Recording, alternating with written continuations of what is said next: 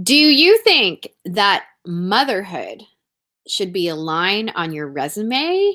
And why is it worth it to dress up in motherhood? Those are some of the things we're going to be tackling today on the Possibility Mom Live.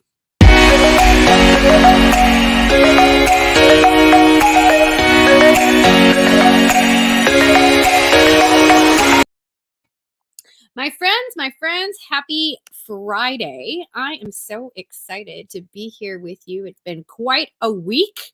All kinds of things happening in the Possibility Mom universe that I will share with you in the weeks to come. We're working on some really fun projects over here. But the first thing I want to tackle is this really fun concept that the wonderful people over at Hey Mama, which is a membership community for working moms, as they call it, they have started a bit of a movement in putting motherhood on your resume. So I think this is fascinating. So I'm just going to share my screen with you. I'm right here on the Hey Mama website where they've got an entire section dedicated to putting motherhood on the resume. And I just saw that it's sponsored. That is so interesting. Side note. I think that is so interesting that it is sponsored by Lincoln. All right.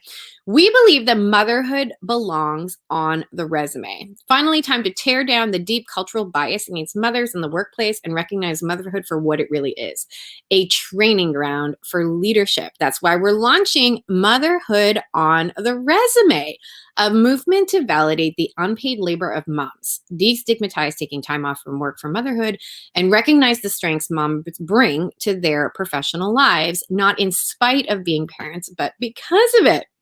Motherhood is a training ground for leadership. American workers think that working moms, 89%, bring out the best in their employees, 51% are calmer in crisis, 65% are better listeners, and 47% are more diplomatic. Yet motherhood isn't seen as an advantage. In fact, it can be a career killer. So let's just talk about this, shall we? So first of all, let me know in the comments, is this something that you can relate to? Do you think that motherhood is a career killer? Have you ever felt like embarrassed or that you have somehow had to explain a big gap on your resume? Now, I want to get this out of the way really quickly. I have been self-employed for basically my entire career. So I have never really felt this, I don't know, tension or this idea of a gap on my resume. Because to be very honest with you, I don't even have a resume. I remember I had to make a resume when I was applying for a U.S. visa when I was working with the Property Brothers. Anyway, the HGTV company that had me going to the States to do some work on an HGTV show, and I had to create a resume for that, and that was the first time I had created a resume in years. And so I just have to get that out of the way first, that I can't really, I have a very small amount of corporate experience when I worked on the back end of the production team for the Property Brothers for about a year. That's really my only anything close to corporate experience. But at the same time, I coach a bunch of moms who come to me for that exact notion. How do I explain this gap on my resume? Or this is going to look bad, or I won't be employable, all those things. And so I just want to have a very candid conversation. First of all, is this really true? If you have a gap on your resume, are you really unemployable? And I'm just going to put it out there that I believe that is a big fat lie. I don't know. I really think it, and perhaps it's dependent, of course, I'm not naive. Perhaps it's dependent on a particular industry. Perhaps it's dependent upon qualifications, certifications, things like nursing, doctors. Obviously, I can see where you have to keep a certain level of accreditation or, license in up to date. So I can appreciate that. But what I love about what they're doing is that they're highlighting that it's not like you just took a break for a few years and threw your hands up in the air and put your feet up and are drinking pina coladas for like 3 years. It's just not the reality of motherhood. Why don't we, for just a brief moment, list the skills that you learn when you are a mother? Time management, home management, delegation. Oh my gosh, like, what's the word I'm looking for? Negotiation. You don't tell me a mom who can negotiate with a toddler how to calm down, having a, just like an enormous fit, does not have skills, right? Now, of course, can we grow in all these skills? Are we, as soon as we push a child out of our vaginas, do we have all of these skills? Like, these are definitely skills that we learn, but this is what I'm trying to argue. It's not like you kind of just like sit there and take a break for a whole bunch of years. There are a lot of skills acquired in motherhood that I think are so applicable to the workforce. The other thing that I think is really important, that I love what this movement is doing. Moms get stuff done, whether it's the fact that you've got kids to pick up at 3 p.m., or whether it's the fact that you have an ongoing list of things that you are able to juggle at the same time. Give a mom a task who is used to managing a bunch of stuff, and I bet you she's going to get it done. My dear friends, Kat and Nat in Canada, they're comedians. They're so fun. I remember they were saying this as part of this conversation of, working motherhood and breaks in your resume and all those kinds of things. And they were just like, we want to employ moms, like in their own company. We want to employ moms because we know they're not going to waste time.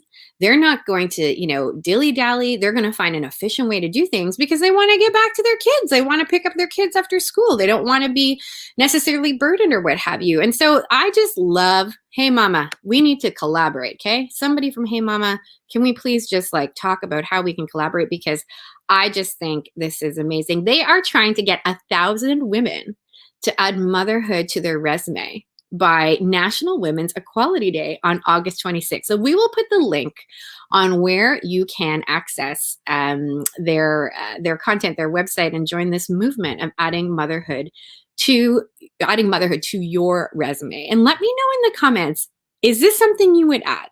Like, are you going to go right now on Microsoft Word? Is that where people make resumes? I haven't made a resume since I was like 28 years old. Are you going to go and update your resume right now and put a big fat bold line that says motherhood and the skills associated? I dare ya. I double dog dare ya. And it's interesting, as I'm growing my own company and we're expanding and talking about what kind of roles and whatnot, I'll be honest with you, it's attractive and appealing to me, both from a company philosophy point of view to hire a mom, but also for all the reasons that I already stated that I don't need to go into again. I feel like a mom who is skilled or has those, I love the assessment Strength Finder, women who have a lot of the activation skills in that Strength Finder assessment are going to get things done. And so I would never, ever in 1,000, I think moms can get things done. So Michelle asks an interesting question. Hi, Michelle. Do you think there is a personality type or strengths profile that is better suited to combining motherhood and career time? Here's what I'm going to have to say about that. This is a great question. And I believe that any skill can be learned. Okay, so I'm going to tell you a story. If you look at my Strength Finder assessment, the last strength, so meaning the strength that I am the least naturally inclined to have, meaning I have to work real hard at this strength and it makes me laugh every time, is discipline. Okay? Discipline. And inherently, I can tell you, I am not inherently like, if given the choice, and my mother can attest this, hi mom, I never made my bed growing up. It is an extreme act of discipline to make that bed every day.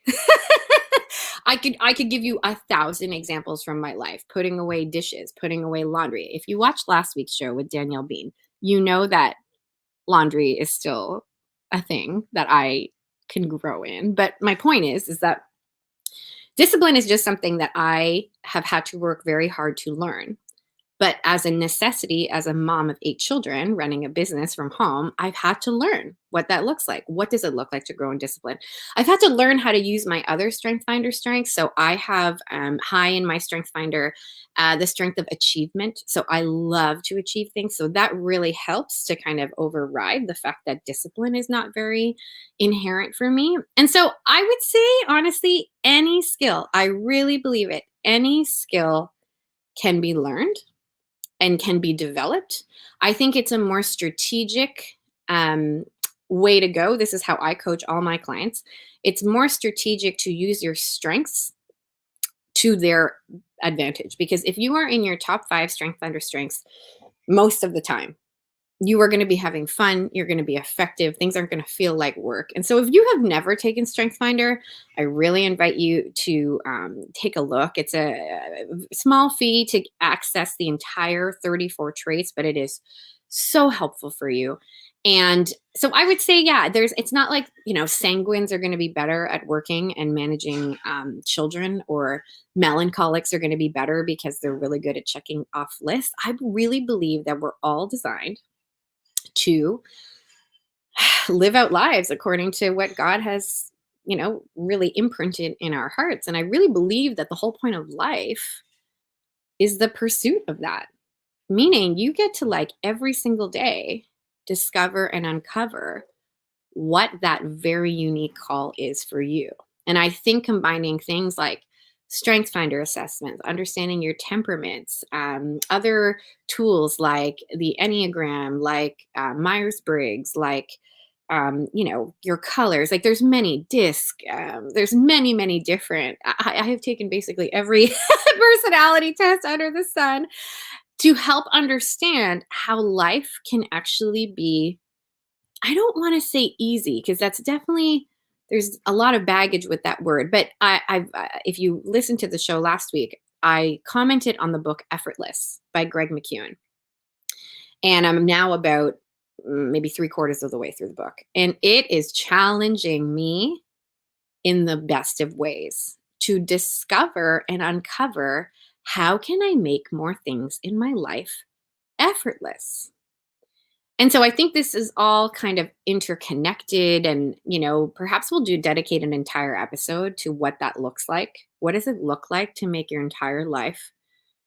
What is the pursuit of effortless? The effortless state is what Greg McKeown calls it. What does that look like? And this is not to be misunderstood. I can hear the people in the back saying, "Aren't we supposed to suffer? Don't we need suffering to become holy and good?" Okay, listen, this is not to say that we eradicate suffering, because it's just not going to happen. That's not what I'm arguing. I'm not arguing that we live lives where we are not challenged. That's why this book really challenges me, because I'm trying to really piece that together. Like, isn't hard work just hard? That's the question I keep asking as I'm reading this book.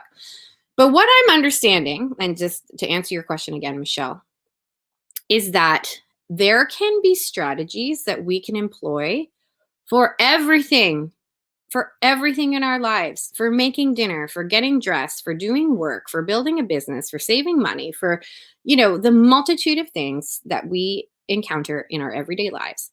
There are ways that the pursuit of all of these things can be more fun, can be more enjoyable, can be more tailored for our unique makeup, rather than trying it the way that everyone else is trying it. That ultimately, the journey of all of this, including the hardship, including the struggle, including the suffering, is our path to holiness. That's it. I'm just going to leave it right there. That it's just, all of it is involved on our path. And I think it can be a really fun one. And I'm not going to call suffering fun. This is a total tangent. What am I doing today? This is a total tangent. Not at all what I set out to talk about. Not that suffering is fun. I'm not trying to argue that, because that just seems to almost like diminish or undermine suffering. But it really, like, if you follow me on Instagram at Lisa Canning, I've been talking about this quite a bit. That how we think about things, the thoughts we bring to things, matters immensely. If I wake up every single day and tell myself, oh, you yelled at the kids at bedtime last night, like you are a horrible mother, that is a very damaging thought, because all that's going to do is continue to lead me on paths, because our thoughts create feelings. Our feelings then influence how we act, and our actions then, reflect the rest of our lives, create the results in our lives. If I walk around all the time with constant thoughts of guilt and shame, those are going to bring about feelings like guilt and shame. The actions I take might be eating Doritos in my pantry and avoiding my children by being on my phone, and the result is more guilt and shame. Whereas if I think thoughts like, I am a work in progress, I am a mom committed to personal growth, I am a mom who will shake herself off, get back up, and treat my children better, those are going to result in feelings like empowerment, confidence, excitement, which will then result in actions like empathy towards my children, going out on a fun adventure, et cetera, et cetera, et cetera. And so all of this is interconnected. This discussion of motherhood and resumes and how our thoughts impact, all of it is interconnected, because it all is around, to be very frank with you, our worth. And this is a beautiful natural segue to my guest, who I'm so excited to bring on. Our worth. And how does this relate to clothing? And why is it worth it to dress up in the everyday life of motherhood? So very, very quick personal aside. My undergraduate degree is from Ryerson University in fashion communications. I had a dream of working behind the scenes in fashion. I did a very brief stint at a magazine in Canada, which was one of the largest magazines, fashion magazines in Canada. I loved fashion. I still love fashion. So for me, it has always been fun and enjoyable to get dressed in motherhood. Doesn't matter what's going on. I could be home every day. I could be whatever. But for me, clothing is fun. But as I went on my motherhood journey and began to meet other moms, I realized that it was not the case that everyone felt this way. That sometimes I would hear people say things like, oh, what's the point? It's just going to get stained. Oh, what's the point? I'm not going out. Oh, what's the point? Like, I'm just chasing my kids. And this is required reading, everybody. This is the book Worthy of Wearing by the beautiful Nicole Caruso. I believe that this should be right beside the Possibility Mom as required reading. Like, this should be what people give you when you pop a baby out in the hospital. The nurse should be like, here's your diapers, and here's the little, hat, and here's the comb. Oh yeah, and you should read Worthy of Wearing, because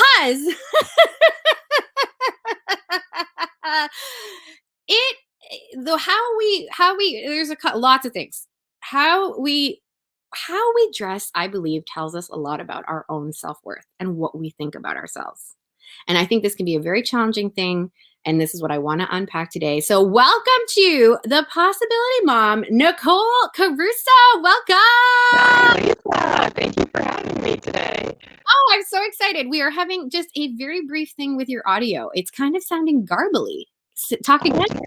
Can you hear me better now? I can hear you, but it sounds kind of like,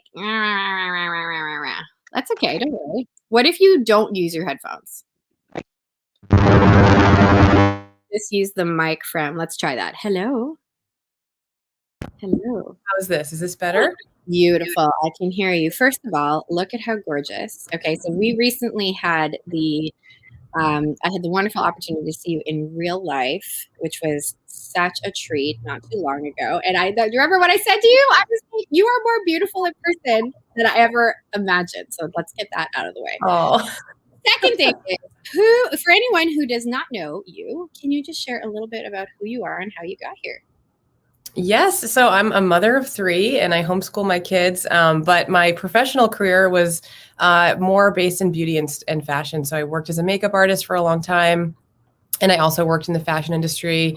I worked at a magazine as a beauty editor. And then in the last few years have just been more focused on working as a beauty consultant with my clients through Beauty Counter. So it's been a big, I've always loved working with women, and especially in this sphere. So this book was just kind of a natural extension of all of that.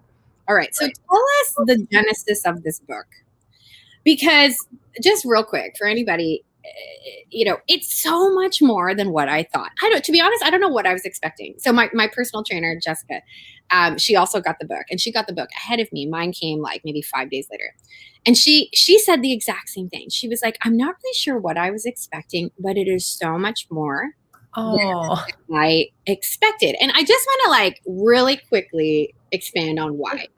It's like part magazine, like it's part like lifestyle magazine with all these amazing images that I understand were curated by you.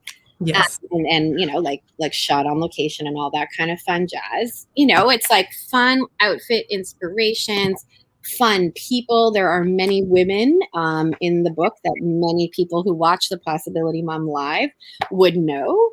And so the images are so fun. I definitely expected all the images, but what I didn't expect was the depth in which every like chapter, every topic, like you get the stuff like how to dress for your body, you get that kind of stuff that you would expect in a fashion book, but the thoughts on worth are really quite powerful and again challenging, and that's why I think this is essential reading. So tell us the genesis of this book. Where did the idea come from, and how, like, tell us about the process of actually making it. So the idea really came from my own personal journey of becoming a mother. And I was noticing after having my second that I was falling back into this pattern again, where, you start wearing the sweats, you're postpartum, you just want to be comfy, and that's totally normal.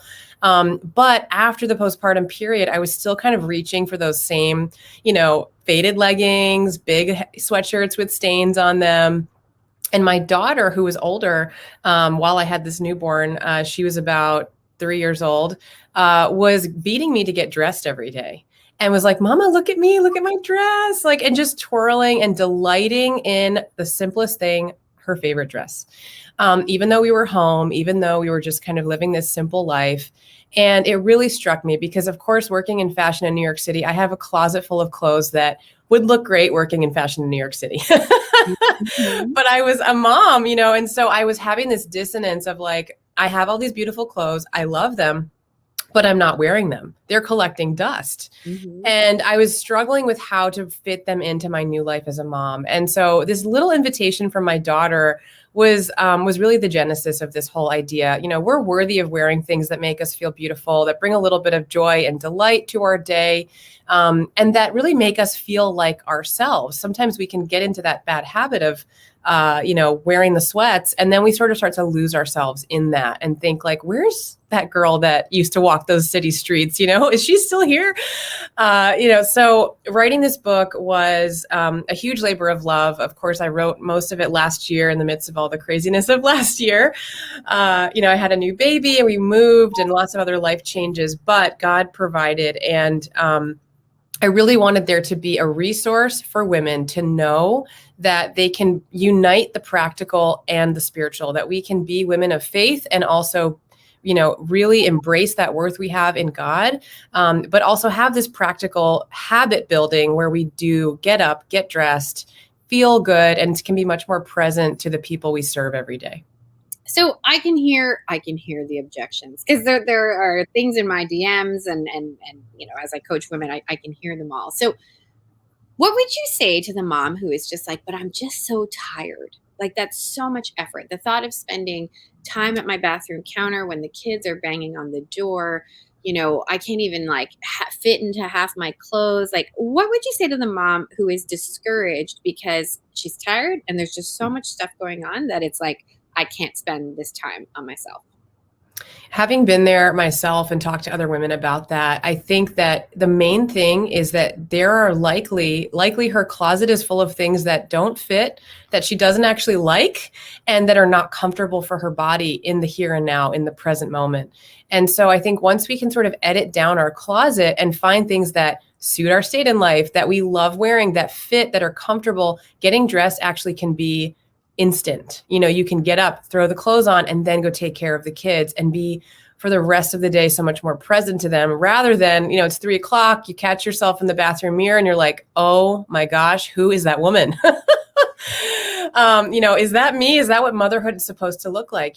So I think simplifying is really, really important. We don't need to have 5 closets full of clothes that we, keep holding on to. We can have a uniform that's basically our signature style, which I go through how to, uncover that in the book, and really take, just a few minutes, and the kids will get used to seeing mama. Okay, mama's taking her a few minutes to get dressed. We might be freaking out. We might be asking for toast and cereal and all the things, but they will learn with you as you grow in the habit. Mm-hmm, mm-hmm. So let's unpack that. As I said, skills, right? The skills we learn in motherhood. I think this is going to sound funny, but I really do think that getting ready, so both getting dressed and putting on your makeup in a short amount of time, is a skill. And I really do believe it's a skill that can be learned. So unpack real quickly, how do we develop this uniform? You go into this in great detail in the book, but give us just a couple of quick takeaways on how to develop a uniform. So the main thing to think about is, what are you called to in the day to day?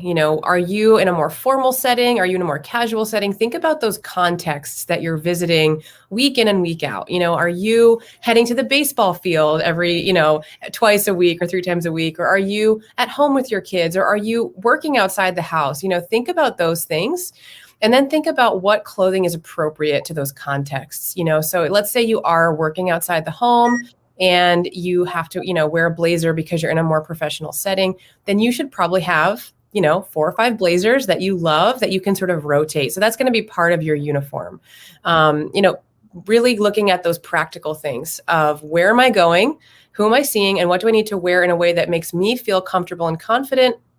It also suits where I'm going to be. And then really just learning, what do I like? What do I feel good in? Has someone complimented you when you're wearing marigold yellow and said, gosh, that color on you is gorgeous? Those are little things to take to heart, because I think the fashion industry loves to make style so complicated. You have to have this pattern matching this pattern, and you have to wear this tucked into that. And it can feel so overwhelming. And I just want women to know that style is actually a very simple expression of what you like, what fits you, and that matches the context that you go each week. So good. So what would you recommend to people who, like me, have almost capsule wardrobes for so many different phases of life? So it's sitting currently in one little just section of my closet, all folded. So it takes about, I don't know, it takes about maybe 2 feet wide by maybe 3 feet high, all of my maternity clothing. So that is all there. I've had, 8 children. So there's quite a bit of it there, but waiting potentially for the next one or what have you. Right.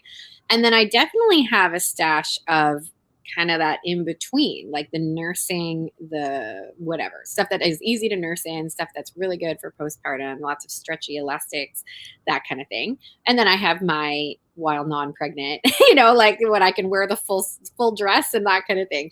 So what do you do when you might have these phases of wardrobes? What do you recommend, Nicole? So I think it makes sense what you're doing, because I actually do something very similar. I know that I need to hang on to a couple things for that postpartum period where my pant size is a little bigger. I want to still wear something and be able to leave the house and not feel like I have to wear sweats all the time. So, I think especially as mothers that are in those childbearing years, it's important for us to have the postpartum outfits, the nursing, the maternity clothes and things like that. But I would say, once those phases and those seasons of life change for a more permanent reason, let's say your family is that you've finished having children. And so maybe it is time to get rid of the maternity clothes, pass them on to someone that you love. But I think at the end of the day, it's most important that you have, not an excess of things, because I think especially as Americans, we tend to have more than we actually need. So do we need 7 pairs of maternity jeans? I don't know, maybe pick your favorite 3 or 4, and just to have that simplicity, because again, I love the idea of a capsule wardrobe because it just takes less time, and all of us need to be able to just kind of do that action of getting dressed and move on with the day. Yeah, absolutely. My favorite things in my sort of capsule, like my uniform, is a faux leather. I'm wearing them right now. I cannot. My faux leather leggings, which I love, love, love, and they have an elastic waistband, so they kind of like work at any time. And then I love me an oversized. It's like, just give me an oversized like shirt, just like, so it's flouncy, it's easy, it still looks pulled together. Super. I'm still nursing my infant Colleen. Super easy to nurse in, and all those things. What's your favorite like day to day, like just like normal day kind of? Normal day, I love a high-waisted pair of jeans. I love Levi's because the denim is a little thicker and I find it really holds me in, especially postpartum. So I like to have that feeling high on the waist, and either a t-shirt or a button down. That's my go-to. I'm nursing as well. So, having the easy access with the buttons or something I can easily lift up, that is when I honestly feel my best. And it's so simple. And it's sometimes easy to talk yourself out of it. Like, I'm only wearing a t-shirt and jeans. Is that okay? Like, only, but I feel great in it. My husband thinks I look great in it, and it's easy to get down on the floor with the kids. You have to be practical. So, okay, I have a really silly question before I ask you a more serious question. What is your like most embarrassing fashion faux pas? I'm going to share mine while you think of yours. Okay. So this faux pas can be anything. It could be like, oh, I'm so embarrassed I wore that combination together. Or it could be like mine. Okay, so I'm going to tell you my story. So again, pregnant 8 times. So I have really fun clothing, to be honest, from every time I've been pregnant, I would always go out and get a new dress, whatever, right? And this particular pregnancy, I had this really gorgeous, like very flowy, very almost like Kaftan, like to the knee. Okay, actually just above the knee, right? And so when I was pregnant, it fit like perfectly just above the knee, super, super flowy, like very tented away from the body. Okay. So then postpartum, I was like, what am I going to wear to church? And I just remember being like, it was that season of like, things aren't really fitting, da, da, da. So I was like, I'll put on the big flowy dress. I don't know if your husband do the same kind of thing, but at this time at the church that we went to, one of us would like go for communion first, and the other one would stay with the kids in the back, and then I would kind of scurry back, and then he would go, right? So that we're not bringing, at this point in my life, I'm pretty sure it was 3 small kids, like 3 under 3. So I remember going up there and then coming back, and I just remember seeing my husband's face. And I was like, what's wrong? Like, whatever. he just was, he had to go to communion. So he went up, came back. So then later he was like, he said, did you look at yourself in the mirror before you went to Why? So because it was meant for maternity, the way the dress hung on my body was supposed to accommodate a massive bump in front of you. So if you could kind of imagine how the fabric was sort of like organized, like it was, you were meant to have that mass in front of you, right? Because I did not have the mass in front of me, the whole dress like shifted to the front. Oh no. So short in the back. And I had no children with me running up to communion. And my husband was like, it was so short. Like, oh my gosh. Like, no. Okay. Well, that's a good lesson to learn. So that is my funny story of that. I can see my husband laughing. He's like behind the scenes and I can see him on the screen laughing. That is my fashion faux pas. Do you have a story equally embarrassing, or is yours more style related? Mine was also at church. Unfortunately, it was also an embarrassing story. So I was laughing when you were saying that. So I had a dress that had a slip inside of it. Oh no. And so when I tried it on, I was like, oh, this is so great. It already has a slip. And I wore it to it was like a big holiday. I think it was in the fall. It might have been like All Saints Day or, who knows. But the way the sunlight was coming into the church, I looked down, the slip was much shorter than I remembered. So it looked like I had on a sheer, long, beautiful maxi dress on with a very, very short slip that was only barely covering, let's just say, my torso. Okay. Oh man. So I looked down and saw the sunlight shining through my dress, and you could see my thighs and all the, everything. And I was just mortified. And there was a family that was sitting behind us, and I was sweating because I was like, dear Lord, this poor family, I hope they haven't been noticing my legs and backside this entire mass. So that is why in the book I include that you need to take your clothing for a test drive. You just have to do it because you never know what's going to happen. A little tip from somebody who's been married for 14 years. You may not want your husband to be the person to give you that assessment. Actually, I should start using my oldest daughter and be like, can you just let me know when I turn around? Does anything look weird? Because trust me, I would ask my husband that and he would give me these faces and it would just be like, oh my, like, oh, you don't think I'm beautiful anymore. Like, it was just, don't use your husband as the check. Okay. Bringing it more back to a bit more serious of a question. Let's talk about fashion and self-worth, because this is, as you know, self-worth is a huge thing in the work that I do. I'm a strategist in the women's school. I do quite a bit of coaching on mindset and worth with money, especially for Catholics. Why is clothing related to how we think about our worth? Well, we are made in the image and likeness of God. Therefore we have dignity. And I think it's our duty as Christians to represent that we are Christian, we are following Christ. So it's important that, I love this analogy. You can either eat oatmeal 3 times a day because it simply just fills up your stomach, or you can eat something that tastes good, that nourishes your body, and you're still filling up your stomach 3 times a day. So clothing is very similar. We can just throw something on for the simple fact that it covers our body, provides a very practical, need, or we can wear something that truly makes us feel great, makes us in touch with who God made us to be, and is maybe a little bit of a personal expression. Maybe it is a little bit more of a creative endeavor for people like you and me who love getting dressed. It is a creative outlet. But for maybe someone who's watching this and saying, okay, that's not me. But there still are parts of your story, and there still are parts of your life, your likes, your dislikes, places you've traveled, music that you may enjoy, just anything that might inspire you that you can then, tell that story with what you wear. So fun. I love it. I love it so much. So speaking of telling a story, if you're watching this on YouTube, you're going to have a little treat because we're going to both share, Nicole and I are both going to share parts of our wardrobe that are our favorite. If you're listening to this in podcast form, come back on over to YouTube to watch this section. Nicole Caruso, author of the book Worthy of Wearing. You definitely want to run and pick this up. We will put the link where you can grab this book in the comments below. I am going to share with you, Nicole. I'll go first, and then I'll just give a very brief, little rundown of why I chose the items, and then I can't wait to see what you have picked as your favorite thing.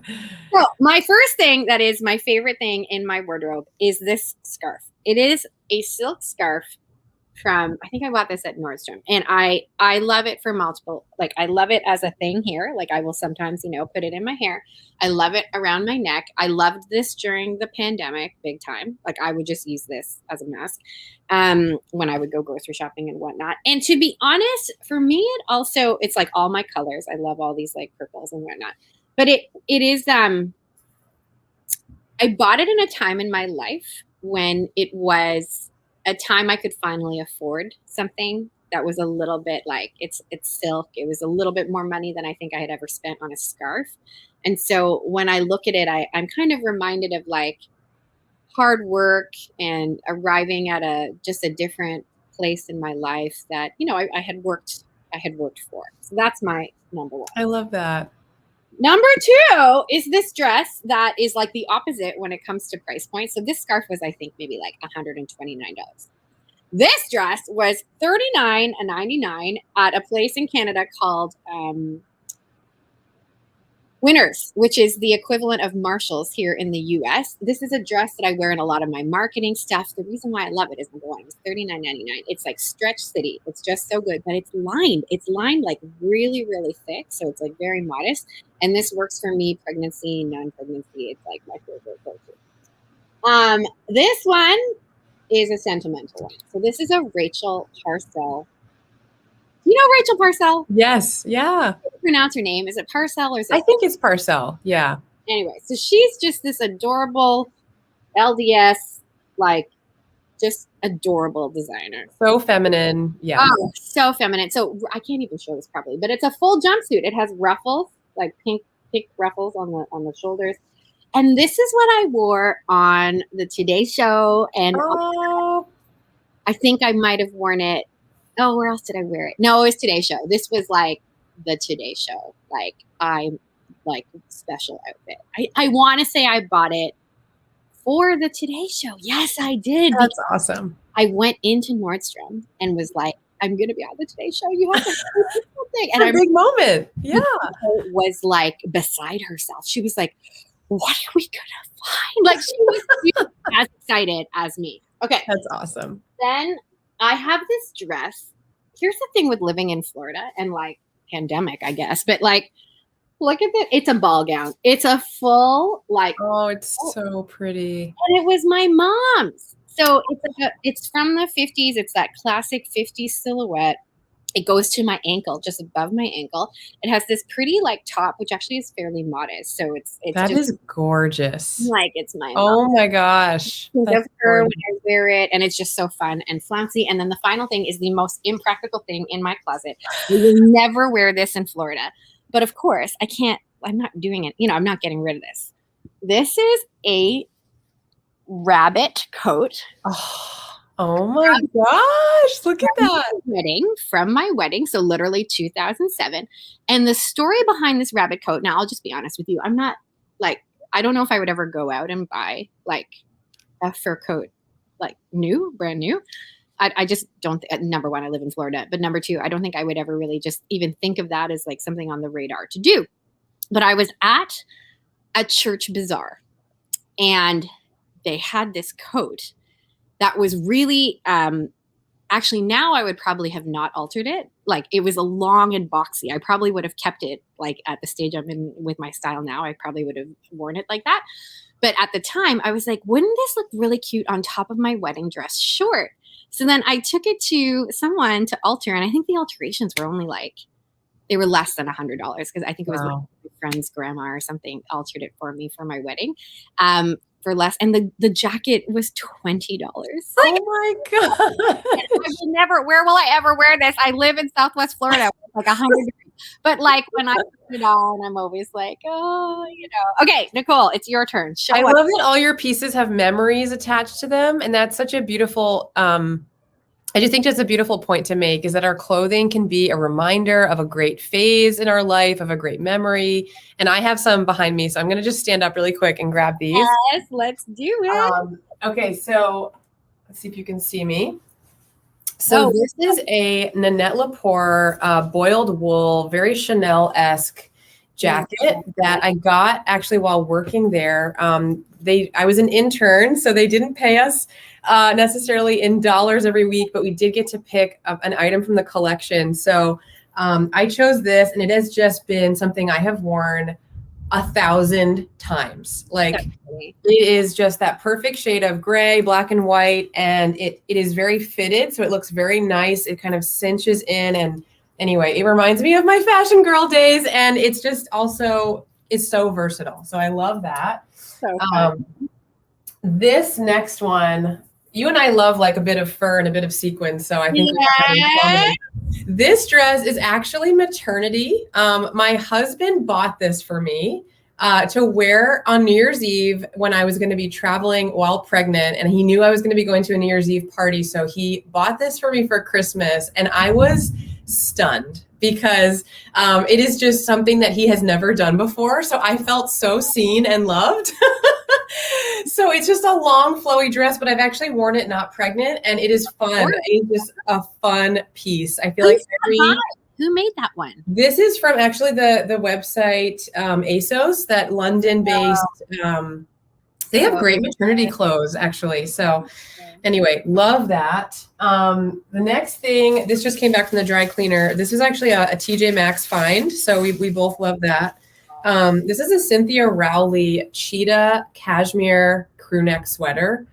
I wear this like all year round. I wear it as like a little, throw it over a t-shirt. I wear it like on the airplane. It's like just been the best. Matches everything. It's so soft and cozy. Everybody needs cashmere in their closet, in my humble opinion. Everybody needs cashmere. It was a treat. I think I found it for $39, which for a cashmere sweater is like unheard of. So I had to get it. This is a blazer you're going to probably see in the book. It's a rust color, which is probably showing up more red because we're about to get a huge thunderstorm over here. So it's looking very dark right now. But this is from the designer Anina Bing, who I really love. She creates a lot of pieces that are very classic with a little bit of like an edge, little rock and roll vibes. And the fabric is just fabulous. The fit is fabulous.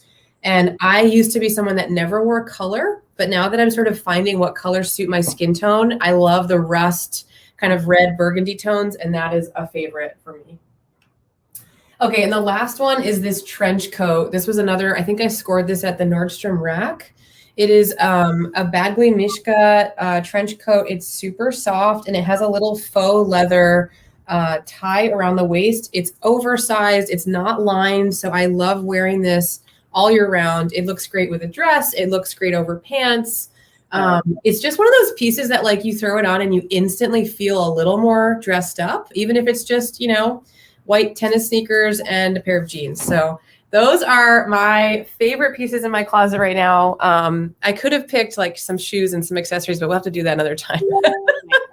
And I think, again, you and I, this is actually fun for us. Like it's just part of our makeup. It's what makes us fun. It's what makes us us. But for other people, I do think that you can make getting dressed fun, whether it's just almost like a competition with yourself, like how fast can I get ready today? Whether it's like, oh, how can I don't know, like how can I get my husband to notice me today? Like I think there's a lot of ways that getting dressed can be fun if it's not something you can so, Nicole, last final thoughts. Oh my gosh, I can hear the thunder. Is that? Yeah, sorry about that. It is getting very dark and very loud over here in Virginia.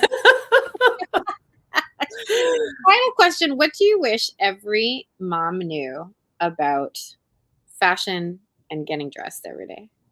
I wish every mom knew that you don't have to take it so seriously. Give yourself space to try something. If you want to try wearing a beautiful lip like Lisa's wearing right now, try it in the privacy of your own home. Give it a try. If you don't love it, it's okay. I think a lot of times we place ourselves in these boxes that, well, my mom told me never to wear blush, or my aunt said I look terrible in that shade of green and I should never wear it again. And it's like, listen, style is something fun. It's expressive, and we have to give ourselves permission to just try something, and we might love it, and we might feel great in it. So it might be your new favorite thing. So fun. Nicole, thank you so much for spending some time with me. Everybody go check out her brand new book, Worthy of Wearing. Yay! Thank you, Lisa. I wish I could give you a hug. Have a great rest of the day. You're the best. You're the best. Well, that was really fun. And now all I'm thinking about is how can I get more sequence in my life? Like all I want is more sequence and more like and more opportunity to wear sequins. Does anybody else want more sequins? Like, I don't know. I mean, I know everybody in the world is in different, the world's a little bit different everywhere. In Florida, where I am, there are lots of opportunities now to go out and kind of be back in the world. And so I'm gonna have to find sequins. Okay, so Ariel says this has been so fun. Love the book and your message, Nicole. Thanks for the work you're doing. Thanks, Ariel, for watching. If you enjoyed today's show, I would love to hear from you. Feel free to leave a comment right below this video. If you are listening in podcast form, leave a review. Will you leave a review for the Possibility Mom Live? It really helps the show get seen and heard by other people. And I want to know who do you want on the show? Just drop me a line anytime on Instagram at Lisa Canning, or you can send me a DM or just drop your recommendations right below here. Who do you want on the show in the future? My next guest, I'm so excited to announce, is somebody who's in this book, actually, the beautiful Adele Collins from Simple Life Musings, who is featured in this book. I'm not going to be able to find her quickly, but the beautiful Adele is going to be on the Possibility Mom Live. There are so many things that we are going to talk about surrounding beauty and goodness and truth in the home and in your style. I can't wait to introduce you to her. Thank you so much, Gianna, for your lovely comment of loving this. It's so fun too. I just got to say, I love that I can do this show in two formats, that you can listen to this if you prefer, if you're more of a podcast listener. But if you are a YouTube binger, it's just so fun to be able to show you things and interact with you in this capacity, in this platform, because again, it's just so fun that I get to show you and show you wardrobe pieces that Nicole got to show you wardrobe pieces too. And so thanks for journeying alongside with me. My friends, have an amazing rest of the weekend. Cheers to possibility in all things. Bye, everybody.